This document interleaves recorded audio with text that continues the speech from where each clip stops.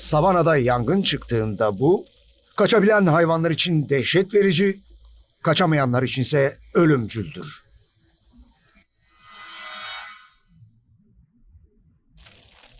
Alevlerin ayırdığı bazılarının sürünün geri kalanıyla bağlantısı kesiliyor.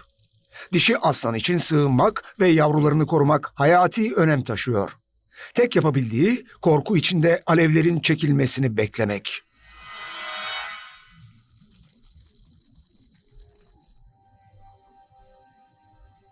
Aslanlar fırsatçı avcılardır ve yaşına, cinsiyetine, durumuna ya da büyüklüğüne bakmaksızın her türlü avı yakalamaya çalışırlar.